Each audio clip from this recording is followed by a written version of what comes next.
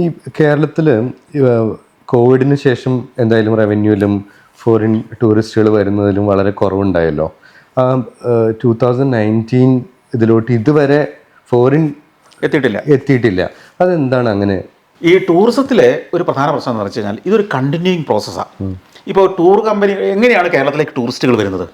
ഈ ടൂറിസ്റ്റുകൾ വെറുതെ സ്വയം ഇൻ്റർനെറ്റിൽ കയറി കേരളത്തിലേക്ക് പോയേക്കാമെന്ന് വിചാരിച്ച് വിമാന ടിക്കറ്റ് എടുത്ത് വരുന്നത് വളരെ ചെറിയ ശതമാനമേ ഉള്ളൂ. കൂടുതൽ പേരെയും ഏതെങ്കിലും കമ്പനികളാണ് കൊണ്ടുവരുന്നത്. മനസ്സിലായി? ഇപ്പോൾ കേരളത്തിലേക്ക് ടൂറിസ്റ്റുകളെ കൊണ്ടുവരുന്നത് പല ട്രേഡ് ഫെയറുകളുണ്ട്, അതായത് ടൂറിസം ഫെയറുകൾ. ലണ്ടനിലുണ്ട്, ജർമ്മനിയിൽ പലയിടത്തുണ്ട്, ദുബായിൽ നടക്കുന്നുണ്ട്, കേരളത്തിൽ പോലും ഉണ്ട്. ഇവിടേക്ക് ടൂർ ഓപ്പറേറ്റേഴ്സിനെ ടൂർ ഓപ്പറേറ്റേഴ്സ് അവിടെ വന്നിട്ട് അവിടെ ആ പ്രോഡക്റ്റിനെ കേരളത്തിലെ റിസോർട്ടുകൾ, പ്രോപ്പർട്ടികൾ ഒക്കെ അവരാണ് ശരിക്കും സെല്ല് ചെയ്യുന്നത്. അപ്പോൾ അത് അടുത്ത വർഷത്തേക്ക്, അടുത്ത സീസണിലേക്കൊക്കെ ഇങ്ങനെ സെല്ല് ചെയ്ത് അവിടുത്തെ ടൂർ ഓപ്പറേറ്റേഴ്സാണ് ഇവിടേക്ക് ആളെ കൊണ്ടുവരുന്നത്. അപ്പോൾ അതിൽ പ്രധാനപ്പെട്ട റോൾ വഹിക്കുന്ന ഒരു വിഭാഗമാണ് ഈ ഹോട്ടലുകളും റിസോർട്ടുകളും. ഹോട്ടലുകളും റിസോർട്ടുകളും ഇല്ലെങ്കിൽ ആരും വരില്ല.